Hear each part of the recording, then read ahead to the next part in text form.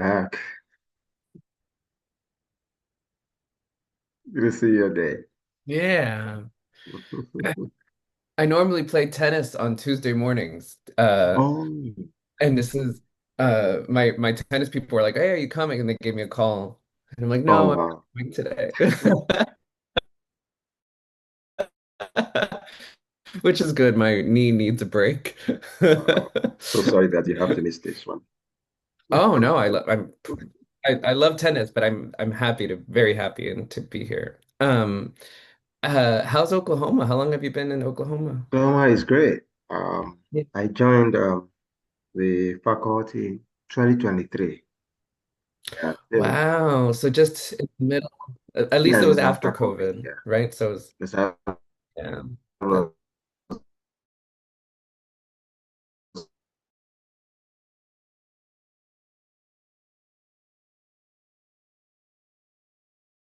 after, life is good here. that's great. Even though people don't talk much about Oklahoma, I know Tulsa well, and it's beautiful, and I know Yeah, Oklahoma City a little bit, but it's a yeah, beautiful place and really good food and really good culture. yeah, yeah. Yeah. Oh, Um, Rashid says, yeah. oh, he wants us to start. But we still have other panelists who haven't joined. Yeah, I don't know.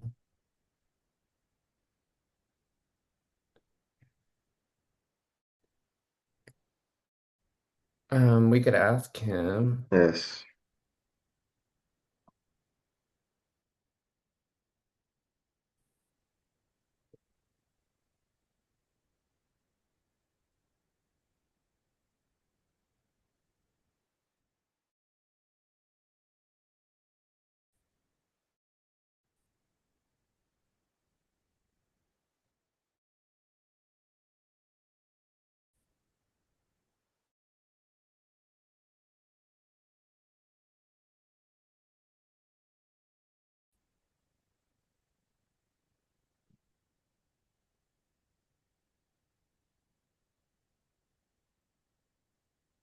Okay. So should we wait for them or? Oh yeah, we have to wait for the chair, right? Yeah, that's what I thought. Okay, there's Rashid says yes. Yeah. But I think we are four on this panel.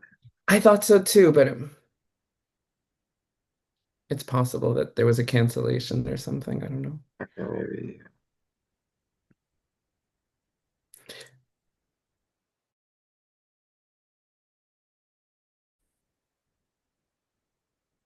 And how are you dealing with the cold? Uh, It, oh, it's not. We don't experience no? cold here. Is recording. I don't know. Is it? Oh, right. We're recording now, are we? Yes, we are recording. That's fine. Oh, right. So the session has started, I guess.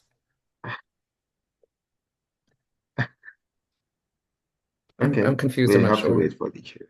It doesn't get cold Yeah, here. Like right. it's like the weather is really nice. It can get extremely hot. Yeah, Um, it has but it can get a little chilly, right? a little chilly, yeah, and you know, we don't get snow often, Yeah, yeah, yeah, just once in a while. yeah. Um, yeah, but it's a very It's beautiful beautiful. uh, Beautiful. place. Yeah, the weather is nice, but sometimes it can get to the extreme. Yeah. Like in summer now, this summer now, it's starting to get really hot. By the time we get into July, it becomes Yeah. extremely hot. More desert. You know, July, July, August, but July especially, Yeah. it gets really hot. Yeah, but for now, the weather is good. Uh, it is bearable. We have year-round summer here, but the summer Yeah, go ahead. it becomes, you know, uh yeah, I barely want to leave the Very hot. house. Okay. Yeah, Yeah. I think it's the same thing here. But this time around June, it's okay. It's not something Yeah. that one cannot Yeah. withstand. But by the time it gets to July, I anticipate a very, very hot Yeah. weather. Yeah, but August is great. September, great. Nice. That's great. Oh, I'm so happy to hear that. Thank Um, you. yeah. Before coming to FIU, I taught at the University of Massachusetts at Amherst, UMass Oh, Amherst. I taught there okay. Oh, for 8 years. 8 years. oh wow. Yeah, I earned tenure there, and then my tenure is transferred to FIU, and Oh, that was okay. way too cold for me. That was, but that's real. Like there was a lot of. I mean, I know that obviously it's colder there than it is in where you are, but and Yeah, and I missed tropical climate. So I yeah. Sometimes, yeah. But I lived in. I mean, you know this too. I lived in Canada. That's where I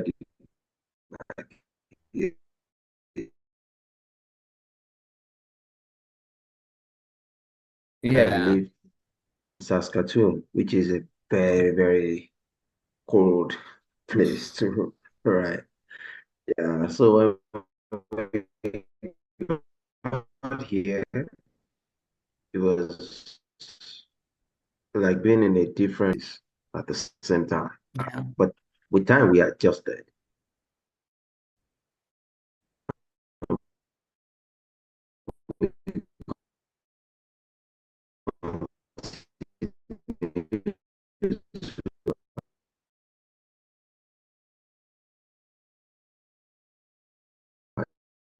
Adjust.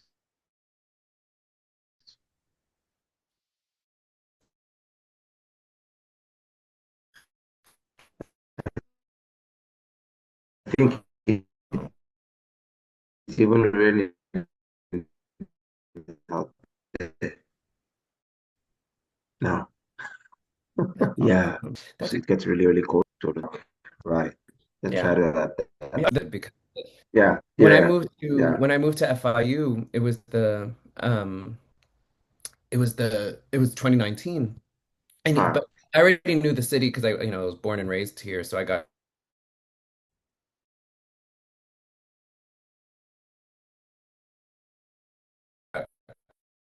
came back home essentially. oh, But okay.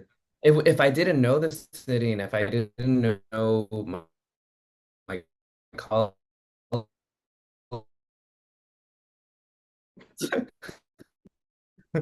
it's So a you returned to Florida in 2019, 2020?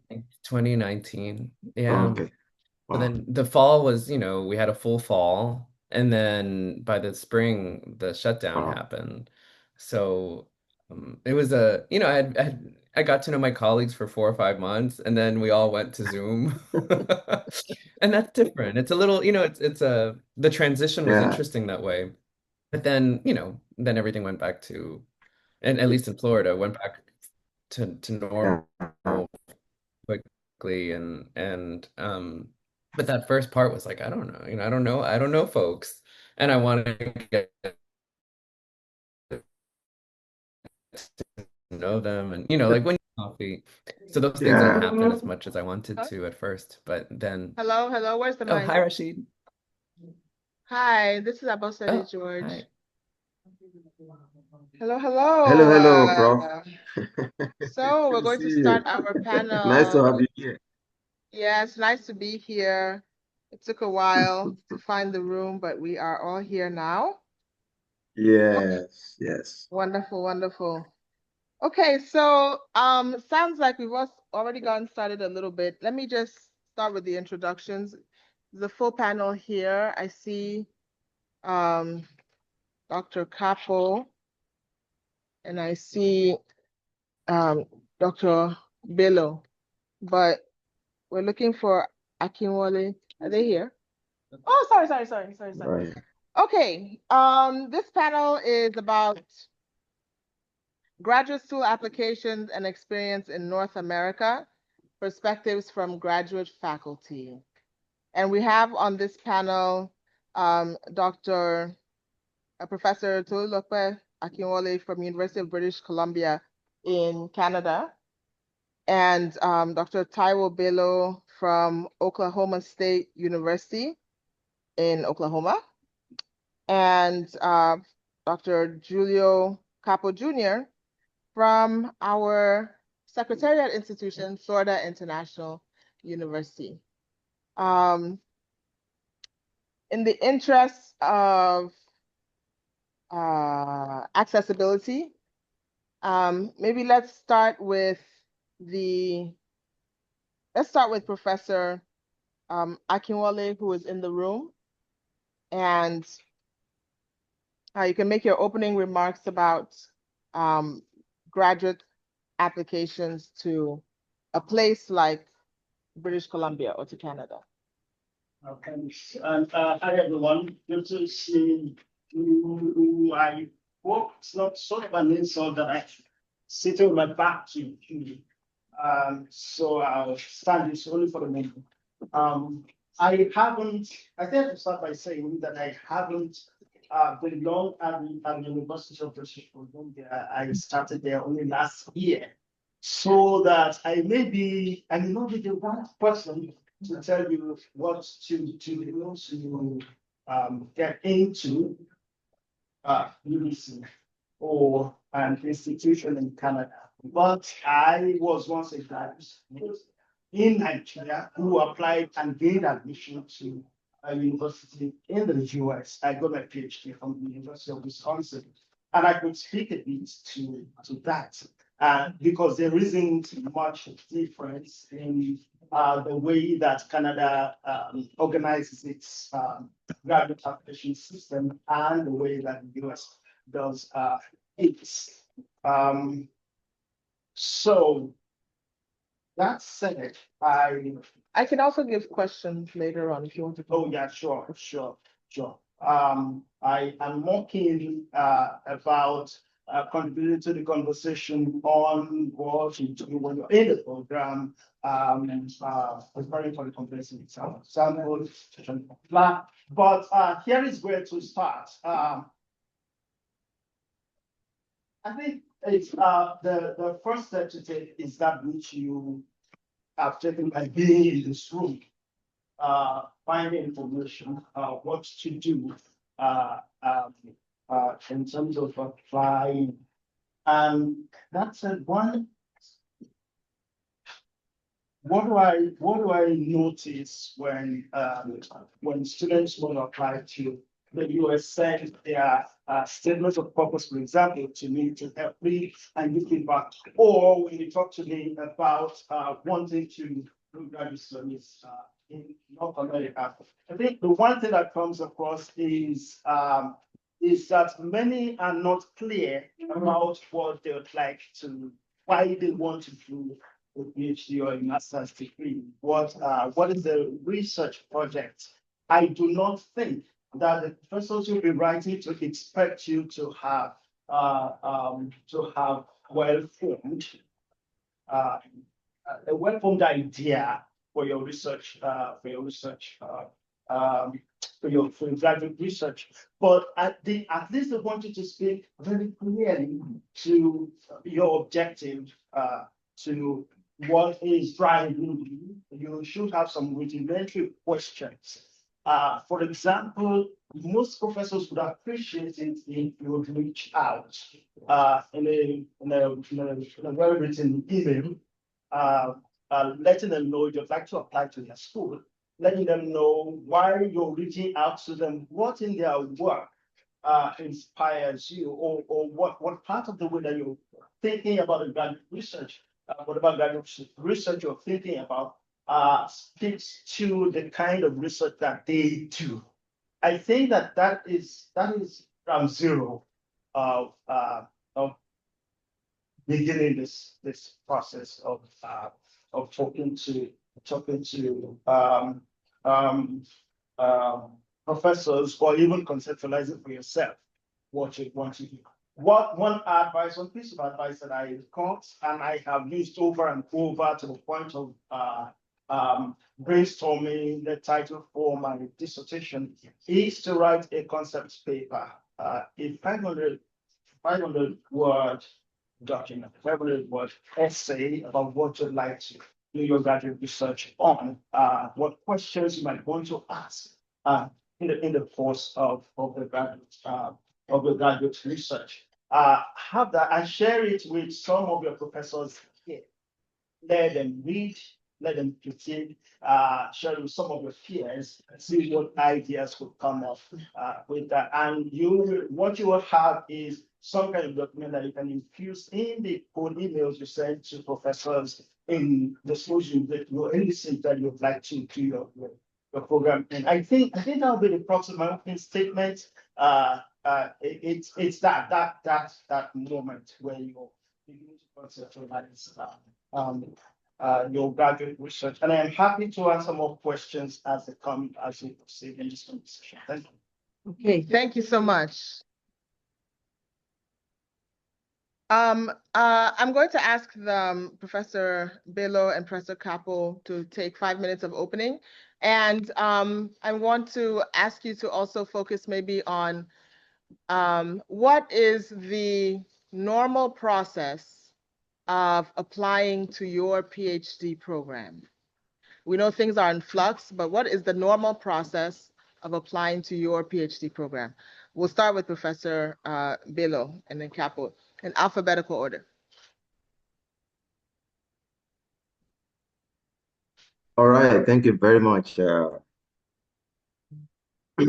Dr. George. Um,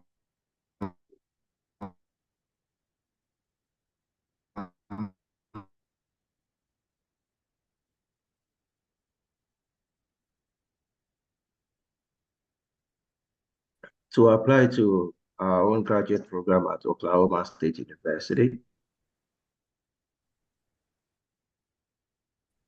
I think universities, like including the Ivy League, Harvard, Stanford, and the likes, where you can go straight from bachelor's to PhD program. At Oklahoma State University here, you need a master's degree um, before you can apply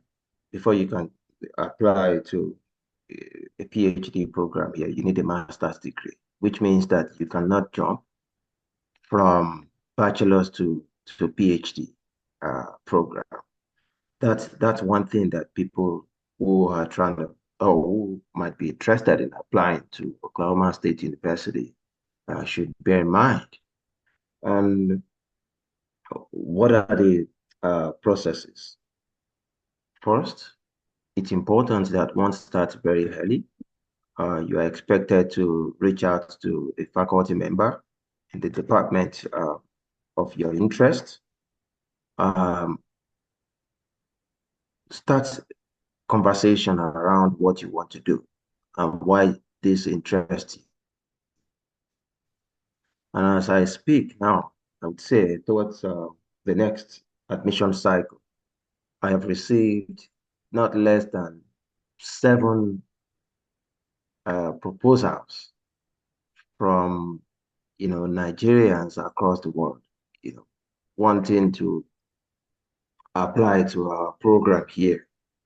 So the first thing, start early, uh, allow for a lot of time for the professor with whom you want to work to familiarize themselves with your work, right? So they can help you earlier before you even would submit your application.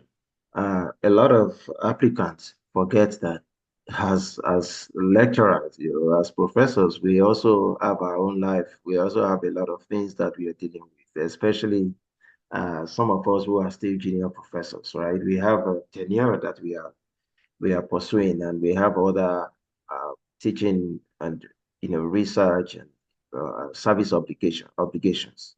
So the most important thing, which I think all applicants should pay attention to, is to start early. Reach out to the professor that you would like to work with, and not just reaching out. Ask the right questions about their admission requirements. What are the requirements for admission, right? Like I mentioned, if you want to apply to a PhD program, you need a master's degree, right? So that is different from other universities. So don't I mean applicants should not think that the requirements are kind of flat, across institutions. So you need to ask the right question about admissions requirements. Some universities might ask you to present a proposal, while others might ask that all you need is just statement of purpose, right?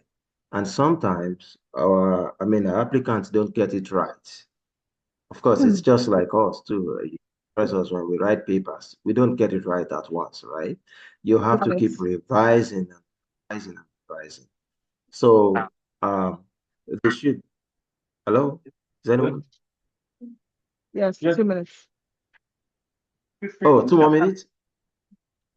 Okay, thank you. So applicants don't get it right. Start early so that you can get as much help as you need from the professor you want to work with. Currently, I'm reading some applications and I'm giving feedback to our potential applicants and like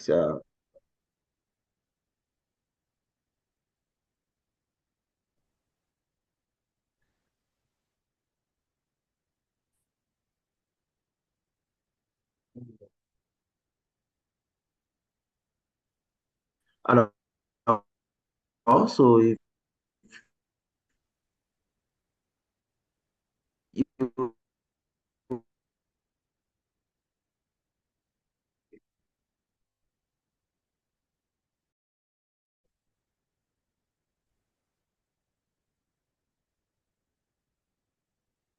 we recruit that.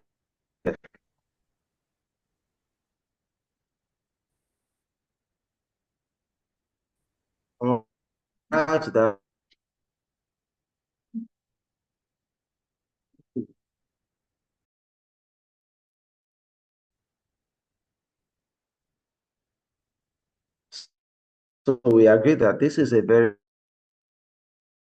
very good candidate and it deserves to make it into our program. So by the time I'm the sorry, hold on, please. the Can you admission rewind? it was an easy. Okay. Can you rewind Um, just for the last minute or so? We were having some okay. glitches. Okay. Yeah. Okay. So I was saying that they need to reach out very, very early, that they should identify 2 to 3 faculty members they can work with within the department. And the it is important to note that it is important for them to note the fact that the other 2 professors don't have to work in the areas they are interested in. They might be working in, areas adjacent to what, the potential candidates or the potential applicant is interested in, or whatever. They should focus on themes. Like the students I was talking about earlier. He's a Ghanaian. Before he submitted his application, he had reached out to me.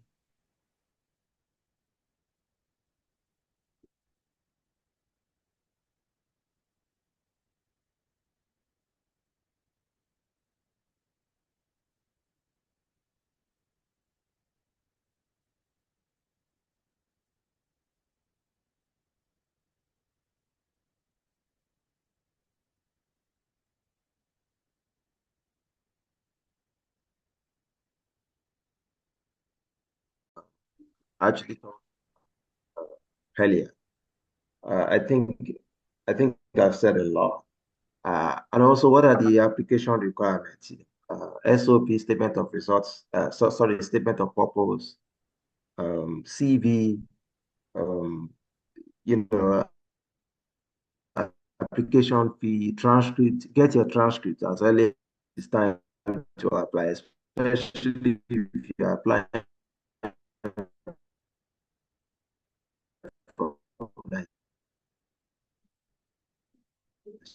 Nigeria, Thank you. somewhere in Africa.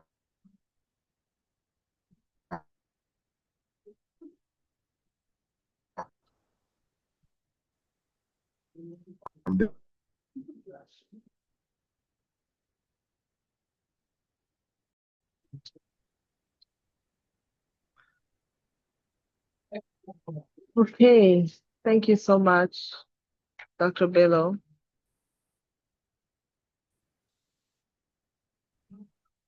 Are we ready with Dr. Capo?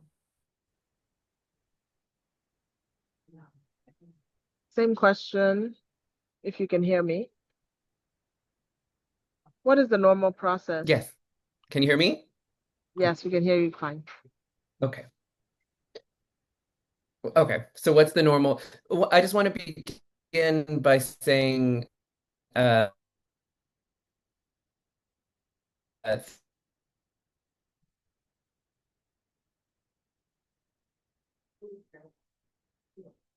for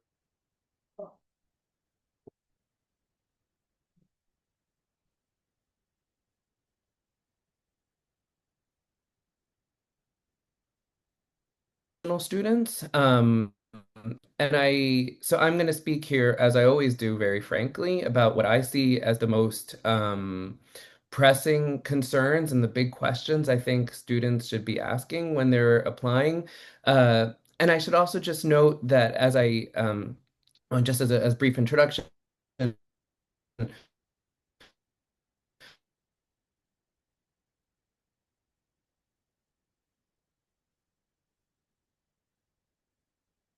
my name is Julio Capo, and I'm speaking in a few capacities here. That is, I'm the graduate program director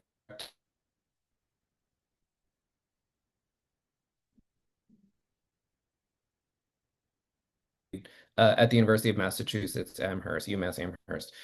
So that is to think about the different hats we wear. Can you hear me okay? Yeah, okay. Uh, Sort of.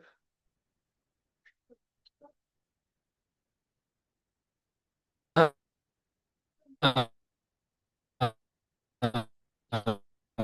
so the just yeah,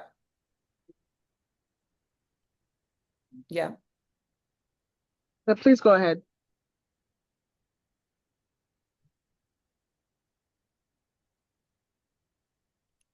Were you trying?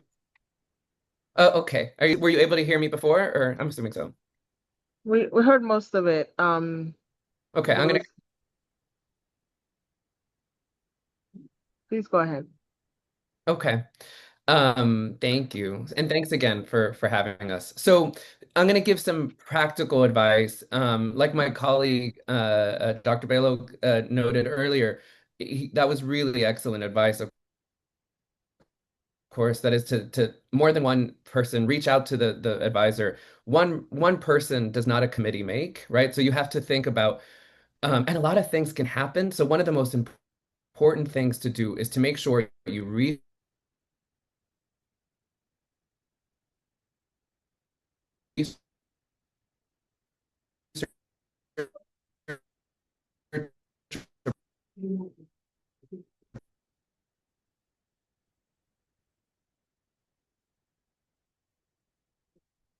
resources you need to succeed. So that is, it's really important that you make sure that the program you're applying to has the things that you need to succeed. There's lots of different things to consider, and one of them, as Professor Belos noted, is having more than one. You might have your dream advisor, which is perfect, and we love that. But you can't get trained by just one person. You're going to have to work with lots of other people. So make sure that there are people that you reach out to even beyond your primary advisor, your potential primary advisor, to see if they, tell them that you've read their work and talk about the things that they're working on, to see if there's points of connection with the things that you are interested in. Also understanding that your ideas and your research is going to evolve. You're going to take a course in military history and be like, hey, maybe I'm more interested interested in military history than I thought I was. Or maybe I realized that I don't like military, whatever, right? That is sometimes you don't know until you take courses with somebody who really inspires you or who really inspires you to not do something, right? All things like that can happen all the time. So make sure that there's more than one or two people that you are really excited about working with. And sometimes they're people you may not know, right? So I just keep an open mind and do your research. I would also say that it's really again, as I'm going to speak very frankly here, it's really important that you do your research now because the landscape is changing so rapidly. And that's again, especially true for international students. One of the, I'm not even sure I would have recommended this just 6 months ago, but one of the things I would recommend people do right away if you're thinking about this program is to reach out and want to find Oh, out very, very please pragmatic. rewind. Please rewind to one of the things you would recommend is. Ooh, I think what I said. I think I was talking about international studies, maybe. Yes. Okay. You were Okay. just saying you would not have recommended this 6 months ago. Oh, However, okay. Thank you. Thank you for the prompt. I go on into my own head and I forget. And maybe I would have recommended it then too, but more now than ever is to make sure you reach out to international studies offices. If for the laws that are in the United States are rapidly changing, the landscape is rapidly changing for international students. As people talk about F1 visas and J1 visas, the changes are rapid. I would talk to international studies offices, reach out to them, and see how quickly do they get back to you. Is it easy for them to reach out to you and to help you from step one to step 20?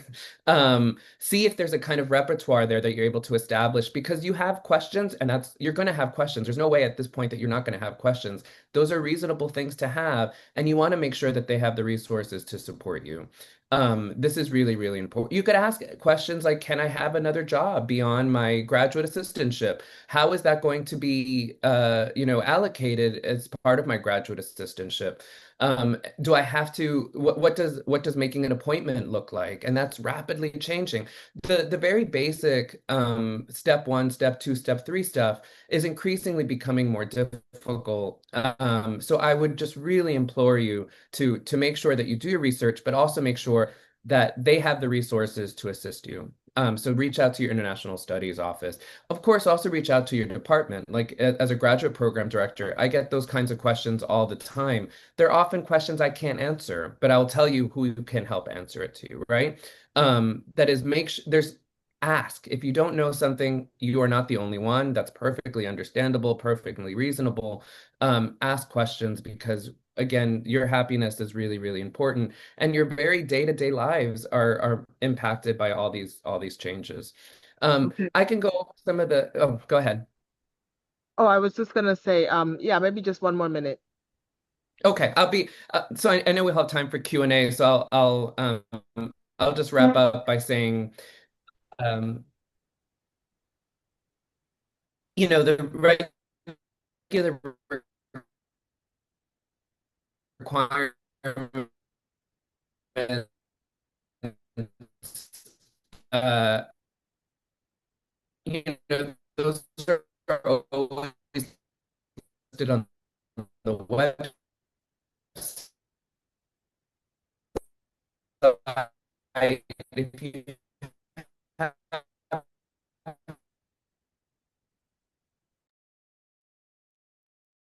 these are eager to help you I'm sorry, can you rewind to in say I recording. would So we're rewind here to help to you and rewind to excited for anything we can do. Thank you. great. Can you rewind to I will just wrap up by saying.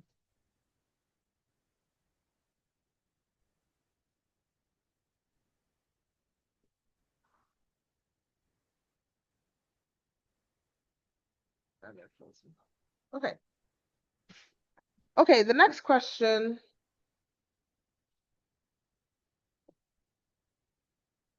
Until we get our connection back, we'll come back to our prof in the room. And one of the things that has come up is, I'm sorry. I'm sorry, we were glitching on this side when you were wrapping up, is the question of how you should understand yourself as a scholar looking to apply to a program for training. And in different ways, people have mentioned applying to a discipline, right? We have people from literature, people from history, but a lot of students are also applying, who are coming from African universities, are also interested in African related fields. So there's also a possibility of applying to an area of studies, let's say African studies, right? That might be different from history or literature department. And we also heard a little bit about the possibility of thinking about your work, not just as geographically based, but also like maybe thematically based. If it's within history, is it the history of medicine? Are you a historian of medicine as well as a historian of Africa? Are you, if it's within, literature, are you working on post-colonial literature? I don't want to make assumptions about how it works in literature. Or are you working on genres or how to think about yourself in more expansive ways? So can you speak more on, I'm going to ask our panelists next to speak more on how students may want to approach applying to a discipline versus an interdiscipline, how they may want to approach applying to through a regional or geographic lens, let's say European this or African this or Caribbean that, versus applying through a thematic lens. How do those differences look different in the applications? How are those differences received differently in a review committee looking at student applications? Let's start with Prof. Nduro.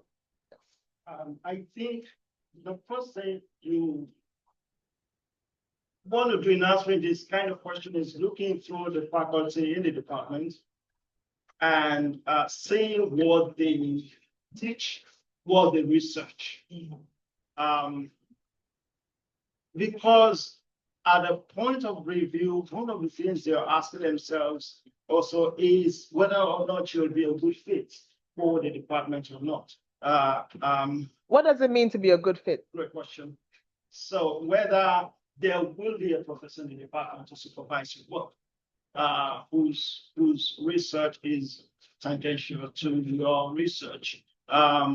So I would say that you do want to the question of, let me give an example from my field, literature. And I actually started out with a master's degree in African Cultural Studies at European Medicine before proceeding to literature in the same university. And I wrote the same statement of purpose to both departments, thematic. But the frame of it was different when I pitched it to each department. So how was it different? In my case, where I applied to African Cultural Studies, I wanted to study in those days. It changed. I wanted to study autobiographies, how autobiographies, what in the form of autobiographies would teach us, what in the form of autobiography teaches us anything about the forming of a nation, of African nations, post-independent African nations. That was what I told the African Cultural Studies. African American Studies, which I also applied to, and I got admission to African American Studies as well. I told them that I would like to see what form of solidarities I could pass in reading, say, encounters between Africans and African Americans in the autobiographies of Malcolm X, Nnamdi Azikiwe, and so forth. And in literature, it was a matter of genre. So the question I posed was the question of genre. I would like to, through African life writings, pose questions to the genre of life writing. In other words, what is new about the genre that we may not have unpacked, that are paying attention to the specific kinds of questions that African life writings enable us to also ask within that genre of writing. So that could be one way of thinking about your research idea. So then the first is your research idea, and your research idea is never ever insular. It is never the thing in itself. So say I would like to, you want your research is, say, Owambe parties, people's women's clothing style. No one parties, or people's clothing style at Owambe parties. You could prepare, as you think about that research idea, think about 2-3 fields to which you could pose questions about that phenomenon, that material, that thing. So your questions will be different. Your research idea may stay the same, but I think the work is in generating the questions you pose to each field or each discipline that would cause them to pay attention to research. Thank you. So starting with the central roots of autobiography, 3 different ways to talk about an interest in autobiographical research to 3 different kinds of departments. Okay, so let's start with Professor Bello and then go to Professor Capo. Again, can you expand a little bit on the differences in applying to a discipline versus an interdiscipline, and maybe the differences in packaging one's intellectual interest in terms of area versus in terms of maybe theory or themes, like thematics.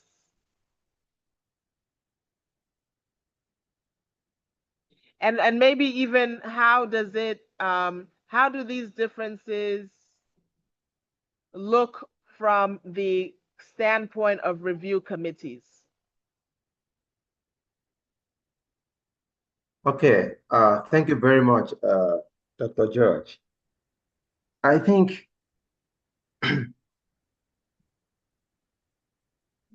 this also has to do with, apart from the fact that one wants to do, try to sound interdisciplinary or multidisciplinary to get into maybe a master's program or a doctoral program.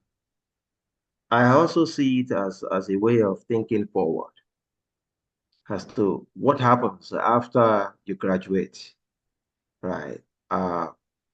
Which areas can you fit yourself, by the time you graduate? Would you want to be just a historian of medicine and you leave it at that? Or you want to be a scholar, not just a historian?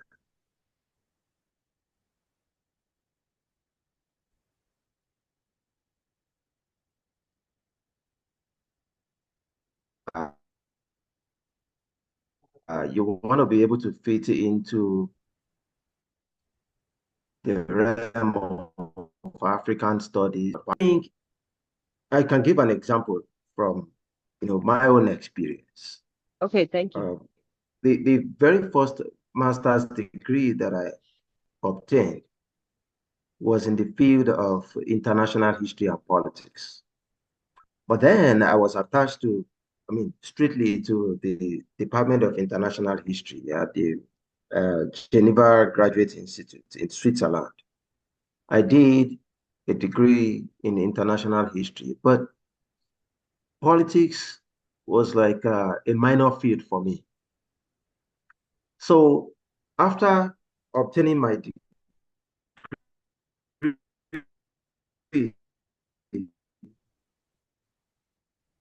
in, in international history, gave me myself as relevant when we talk about political science, because I didn't learn the theories in the field of political science, and I didn't do full courses in political science. So what did I do? What I did then was to apply for another master's. I applied to the University of Saskatchewan in Canada. After finishing a master's, I did two masters in Geneva, then I applied here to the University of Saskatchewan. Which program did I have to get into to be admitted into? It was political studies. So in framing my application,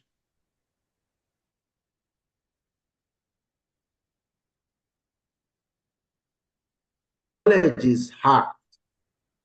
I don't have broad knowledge about politics, political science, how constitution work, political theories, international relations, international affairs, and vice. These are not things that we talk a lot about in international history, right? So for me to like improve on my knowledge or broaden my knowledge of political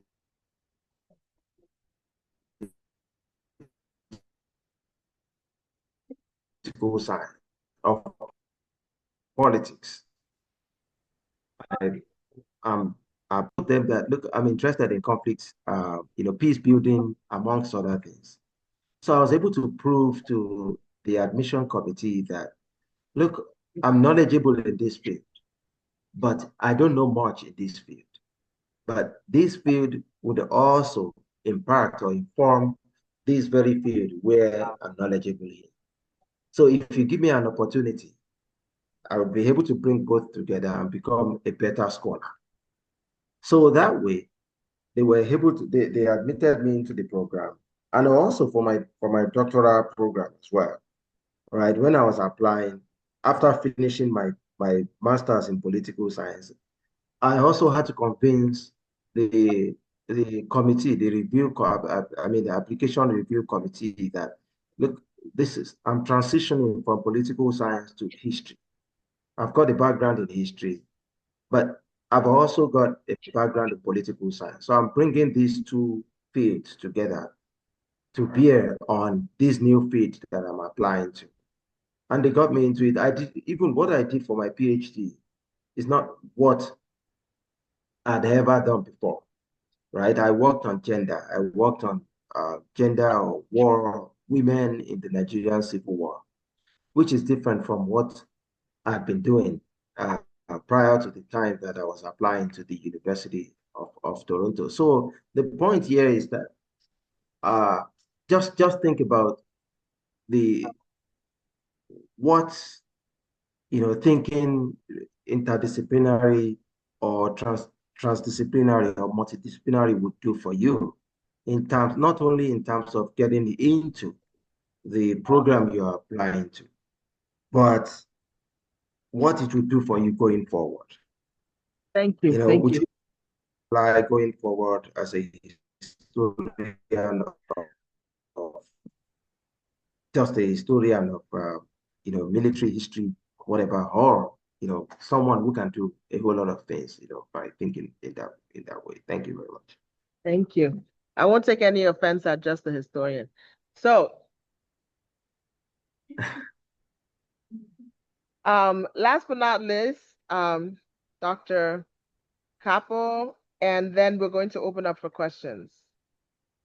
Okay, thank you. I have to, I'll be quick because I want to make sure that there's time for questions, which I think is so important. I just want to say very quickly, as I'm listening to everyone speaking and to my esteemed colleagues talk about their experiences, one of the things that I hope people take away from this is that there's no one singular way of doing this, right? That is that so much of this is very individualized, and depending on one's circumstances, their needs. So I love listening to people's experiences because it shows that there's no right way to do this, and that's so important to understand that sometimes you go through the motions and find the space that's right for you in a lot of different ways. And I find that so.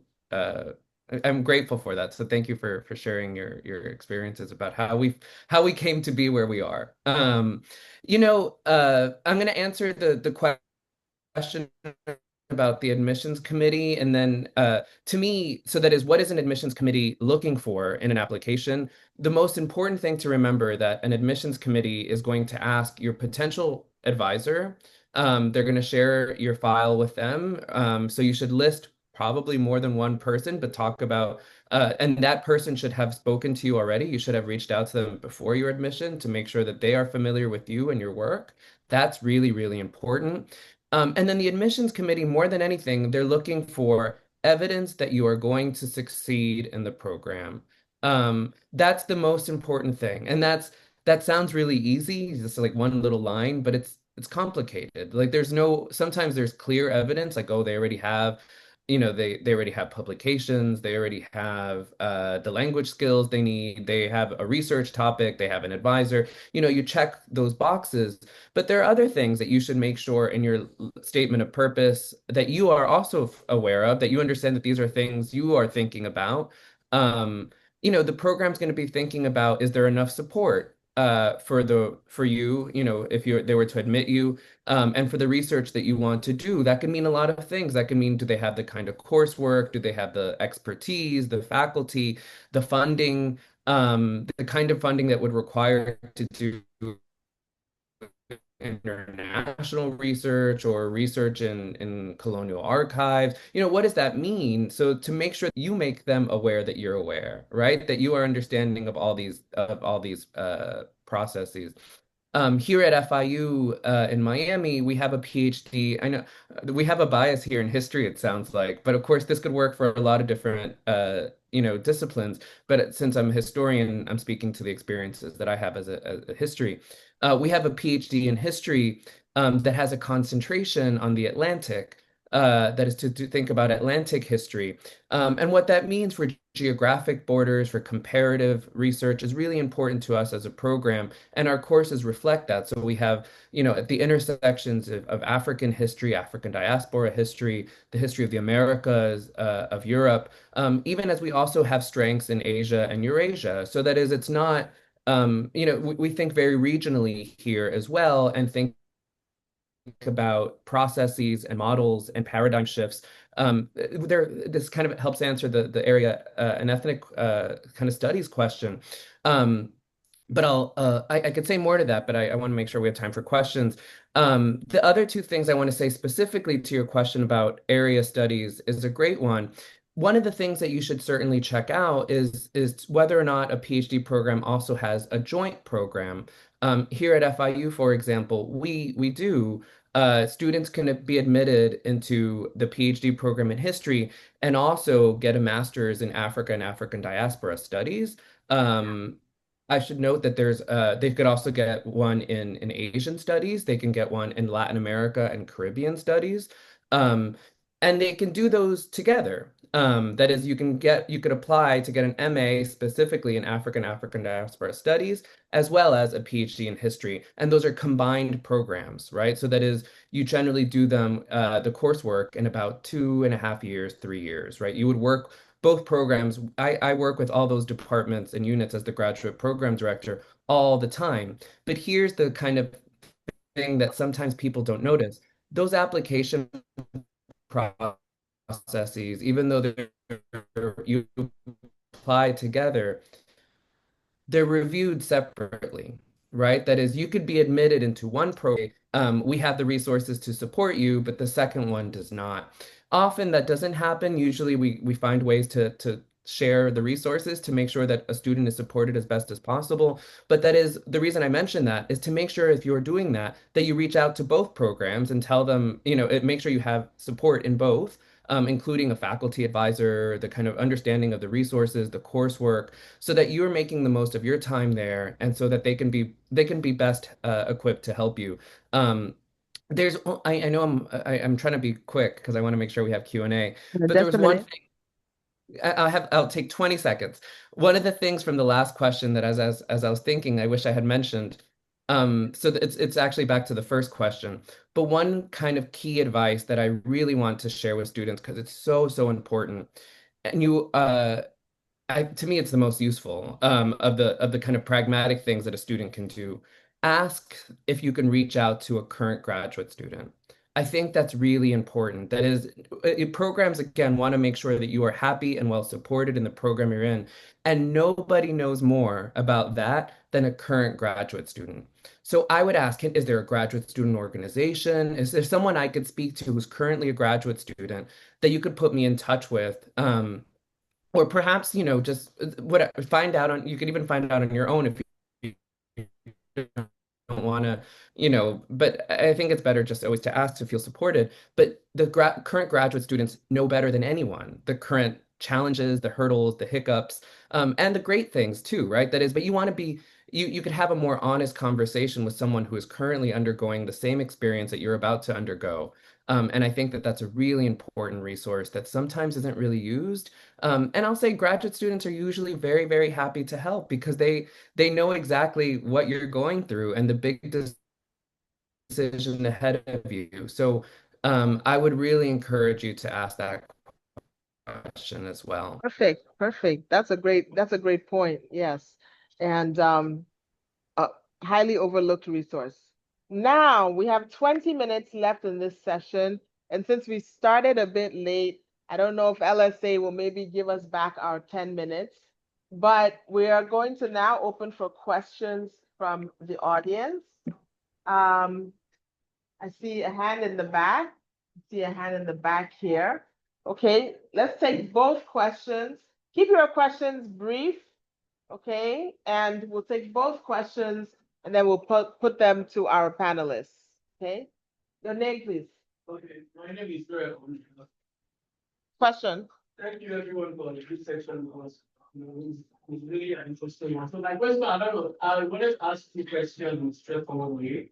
I don't know if I should just ask one at a time or just. Just ask your questions. The question is one, if you're trying to apply to a PhD program in North America, and then you have seen a professor that's focusing on your geographical interests, maybe Africa, West Africa, or in some cases Nigeria, but they are not focusing on thematic interests, maybe history of medicine, public health, or thematically. And then is such professor really a suitable advisor for you in that program, especially for PhD precisely? And then the second question is sometimes most times people are advised to really reach out to a professional advisor before they file for application. And then sometimes you find out that some professors are too busy, they don't reply to emails often, and some don't even reply till that the application cycle is over. In some rare cases, due to their busy schedule. So if you don't get a response from a potential advisor before you apply, and this person specifically is the only person supposedly that is focusing on your area, is it really advisable to go on to apply? Excellent. Thank you. Thank you so much. Okay, in the back. Hello, my name is Mohammed Abdul from University Kano. Thank you, Mayor Papa. I once contracted in last fall. I wanted to apply to FIU, but because my transcript was not ready, so I couldn't apply. But I'm ready to apply. Based on his conversation, you made mention that they're interested in Atlantic history. And my PhD, I want to focus on. Well, what's the question? What's the question? I want to know that that FIU is the right place for me to apply for the PhD in Black history, in transatlantic slave history, by contributing to the legacy of slavery. I want to know that. Okay. Thank you. Yeah. Okay. On the chat? No, no, no. Let me get back. Okay, yes. I'll summarize. Hello. Yes, please state your question briefly. Oh, I just wanted to say that my question was in the chat. Okay, please That's what. read the question. Please read the question. Oh, okay. So my question is basically, what are some green, which is do's, basically, what are the do's and don'ts in a personal statement or a statement of purpose or research proposal specifically for PhD applications? Okay, those are three different kinds of documents, but we'll see what we can Yes. do. So the first, okay, so thank you so much. Just so you can hear the people in the room, the first question was, what if you find a professor whose geographic specialization overlaps with yours, but their thematic interests are different? Can this still be a good match? Second question, what if you reach out to a professor and they don't reply? Is it still advisable to apply to the program? And the last question in the room was, is FIU a good place to study for Black studies, especially the history of Atlantic slavery? So panelists, sorry? Okay. Any of these questions are open. The question of geographic similarity versus thematic interests, thematic difference. Professors that don't reply, does it mean that you should not apply? And question of FIU. Okay, what other two?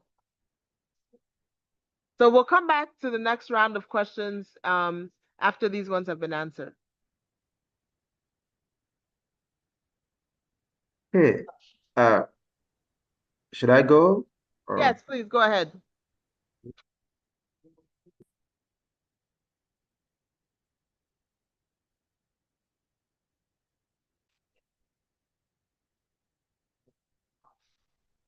we teach broadly, almost on different themes in Africa, even beyond Africa. I teach world history myself. I teach global history. I teach um, history is beyond Africa generally. So for me, it has never been a problem.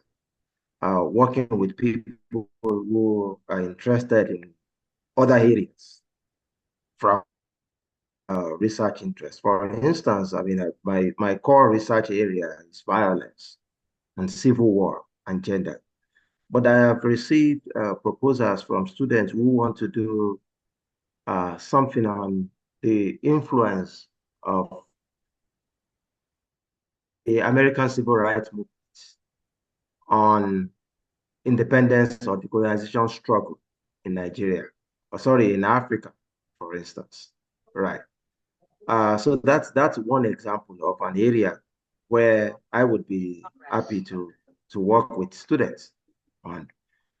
It doesn't necessarily have to be in an area where I'm interested. And I know that a lot of professors are also that very flexible, to work with students who, or sorry, potential candidates who are interested in conducting research in, areas that are different from where they are actually focusing on. So that is that.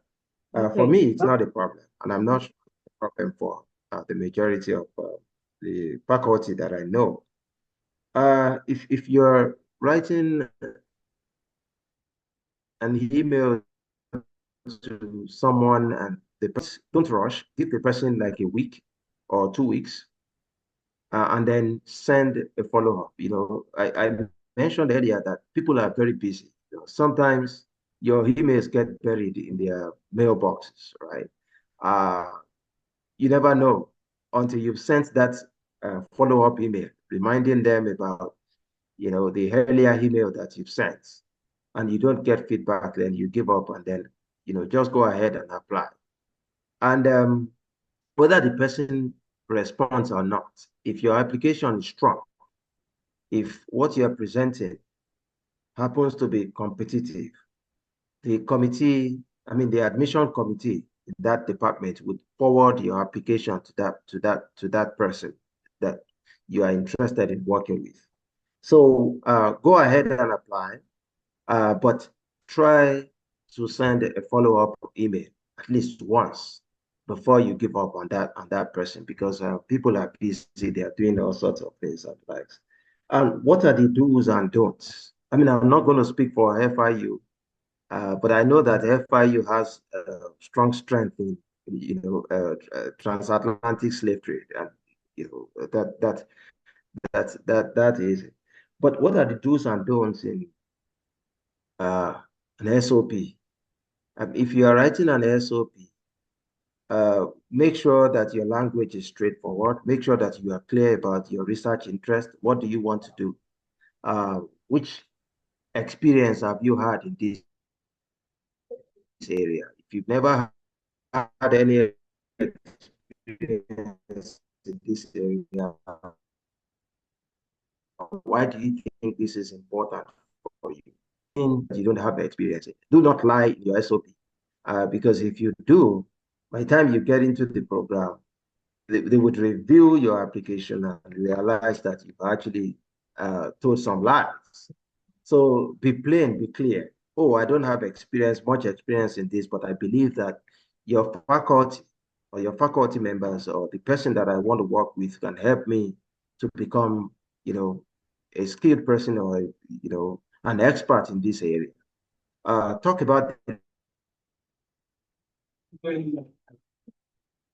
resources that they have. That is, the funding, the materials. Talk about the interesting research that the faculty members are doing and Thank the you. likes. Yeah, thank you very much. I think I'll stop there. Anyone else want to weigh in? I just add to the several purpose thing, do's or don'ts. Two things. Number one, please do not, never ever turn in the first draft of any of those documents. The first draft is never it, never. Two is, please do not, well, not do not. It's advisable that you read a successful sample before you draft one.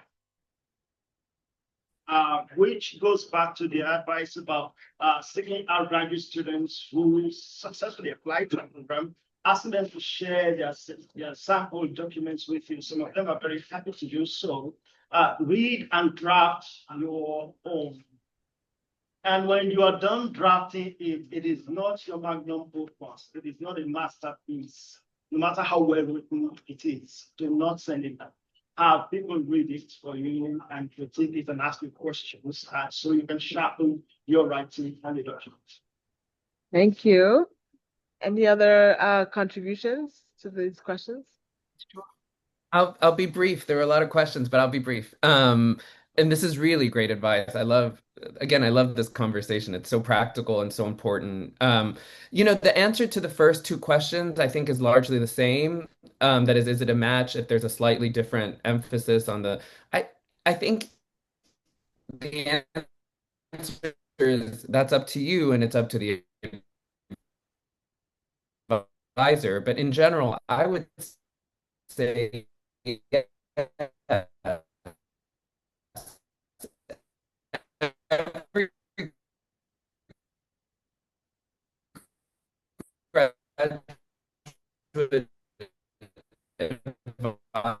advisor works a little differently.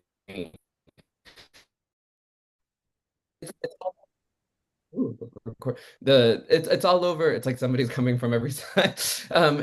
You want to think capaciously about your work. So that is, if it's slightly different, that to me that's exciting, not a detriment, right? And that is your advisors and your faculty are really well read in things well beyond what they research about, right? So that is, sometimes it takes, oh, like, oh, I wish I had read more about this, and you become experts together, in certain things, right? So that it allows you a great flexibility to think about this as an advisor and an advisee role, but one primarily that you're being supported by an expert in the field. So it should be, pretty capacious. If someone doesn't answer your email, this is another big thing that's up to you. You have to decide if that's a drawing line for, if that's a red line for you. You know, I would just stress that their faculty are really busy. So sometimes, a nudge just to remind them, like they may have missed your email. Um, it's, in the summers in the United States, generally faculty are writing and researching. They're not actively on campus. There could be a million reasons that's not really about your research, I promise. So a follow-up email is perfectly acceptable. I love nudge emails because, the inbox is really full and sometimes you didn't get to it and it's not personal, right? But so a nudge email, but it also goes to the second point, right? That is, I think you should absolutely still apply if that's the person you think is a great advisor for you. But you shouldn't rely just on that one person anyhow, right? That is, make sure you're reaching out to another faculty member in that department who you're also interested in at the doctoral level looks like. And then very briefly to answer the other two, yes, FIU is a great place for Black Studies and the history of American slaveries. We are an Atlantic program, of course, so that is, we are thinking at the intersections of geography and disciplinary work, comparative work as well. But the key here too is what specifically I would reach out to potential faculty members with whom you are really excited to work with and tell them about your project and make room for it to grow and evolve, right? That is so much of a research thing. You come in with an idea, but it evolves over time as you become inspired and influenced by the people you're working with and training under, just like the faculty are learning from you. So that is, I would reach out, but absolutely, I think it's a great place, and so too is our master's in African and African diaspora studies, which is often a joint with the PhD program. Do's and don'ts, good, right? The feedback, the advice is already so strong, but make sure it's good writing, it's very clear to the point. And I would say the most important thing is make sure it shows that you know the program and that you've done your research, right? Sometimes you'll get applications with people who I really want to work with X, Y, and Z people who are not on the faculty or who are not, those things happen, the mistakes happen, but make sure you've done your research and that it shows that you are invested in the program and that you see yourself in this program. Again, programs like ours, like all programs, want to see you succeed. You make us look good, so we are invested in you and your work. So it should be, you're interviewing us just as much as we're interviewing you. Okay, we have some questions in the chat. The first question has to do with someone who has applied to a program severally and been admitted without funding a couple of times. They are they're feeling frustrated and they don't know what to do about admission without funding. So please talk about the different forms of admission that one can receive and the practical differences between them.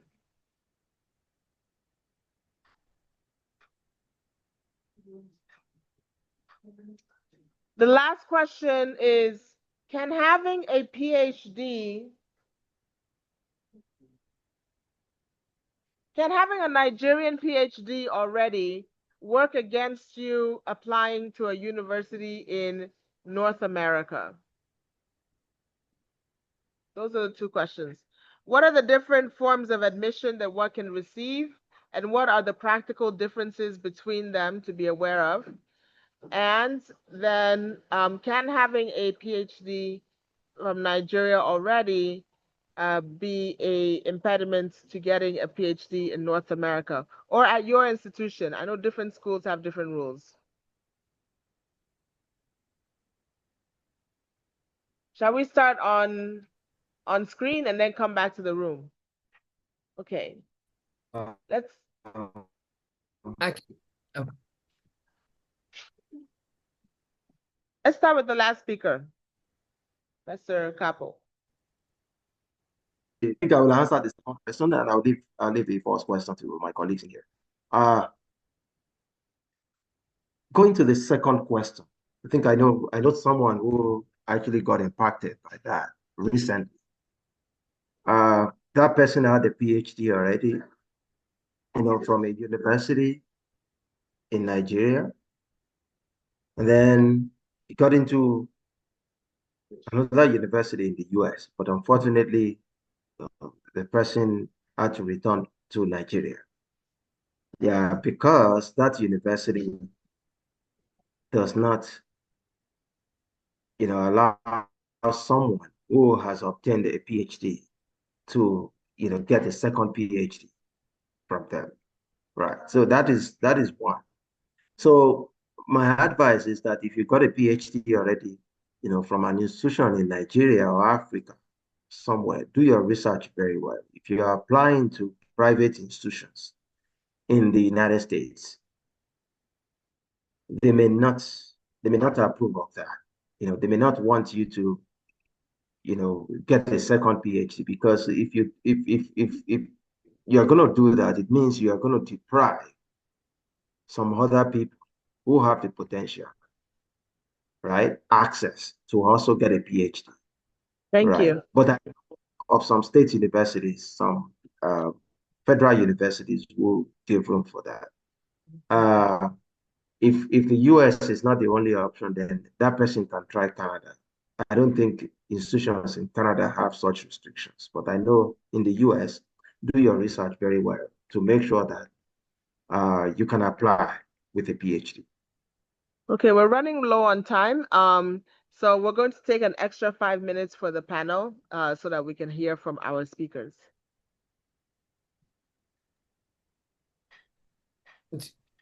I could have briefly. What was the first question? I'm sorry, I missed I heard the second one about the second The PhD, first but question was about someone who had received admission without yes, funding, yeah. and then they deferred it for a year, and then the same thing happened, no Gotcha. funding. So I'll answer the second question first. I think it's really difficult sometimes to answer something like that because it really depends on the individual. Like Professor Bello said, it's that's really there sometimes that may not it does deprive someone from the opportunity, but in some instances you might like maybe you have a very different shift in your studies, right? So having a PhD in legal study, or something, and suddenly having wanting to go into literature, those are distinct, and it might be something that you might think of as a detriment might be to a program an asset. So I would talk to them. I think the point here is that there's no one way of doing things. I would have a very clear conversation with the admission, or at least the graduate program director of whatever unit you're interested in, and let them help you understand whether that, because in some instances that might just not be worth it to you, quite frankly, and you may not know it. That is, it might be wasting several years of your life that you don't want to waste. So that is, I would just have frank conversations with them. I think that's open transparency. And then I'm sorry that that happened to you. The person who asked the question, that is the defer, in this for a number of reasons. I would have said this for at least the last 10 years anyway. I don't think that everyone has their own individual needs and circumstances. So these are obviously very individual decisions, personal decisions that one makes. But I think for a number of reasons, not getting a fund, not being funded into a program is not the route one should take, right? That is, I do think that waiting for the right offer could sometimes be be the better decision. Again, that's sometimes if someone could self-finance, or there could be all sorts of reasons why sometimes people have support from the military or from their jobs. So there might be other reasons that self-funding is actually a great idea. So I don't ever like saying one unilateral thing. But the truth is, for a number of reasons, including the changing landscape in the job market, certainly in the United States and Canada, and other parts, being unfunded also as an international student complicates things in terms of your international status. That is, I would clarify all of those things first. And I'm sorry that deferring kept on happening, and that you haven't found the right time, or the right place. But maybe also expand cast a wider net. Maybe if you're only applying to one program, or you might want to think about two or three programs, or whatever that looks like for you, that might be good spots for you, and talk to people there, and maybe that's the right space for you. So sometimes it's just moving things around like a chess piece, right? Until you find the right way to make what you want happen. Thank These are you. great questions. Thank you. Last but not least, Yeah, no, I don't think I have any much to add to the excellent suggestions that my colleagues have offered to apply again until you get funding is what I would say to a Nigerian student who wants to study abroad. It's expensive, frankly, it is. Apply again and again until you get funding. Talk to graduate students, and there are graduate students at this conference who have come from universities in North America and Europe. Go talk to them and ask them, get advice from them, and actually ask them what happens if I got admitted without funding. What would be the strategies in your school that I could take? I know that a place like Wisconsin would say, well, maybe it's not that bad yet. You could connect with the director of the African Studies program, for example, who could help you navigate that in terms of getting an assistantship, research assistantship, or student assistantship that can also pay tuition and maybe some stipends. But yes, ask questions. And to the PhD question, I don't think that I have a better answer than the one Professor Gildo offered. okay. Thank you to the panelists for your very open and frank answers to the questions that we have. And thank you to everyone who attended this session. I think the big takeaways were ask questions. Find the right person to ask the question to. It's not only the supervisor you want to work with, it could be the director of graduate studies, it could be the international students office, but ask, and don't assume, just ask. Good luck to everyone. Thank you so much. Thank Thank you guys online. Thank you to our online Thank you. Take audience. care. Thank you guys. you. Bye.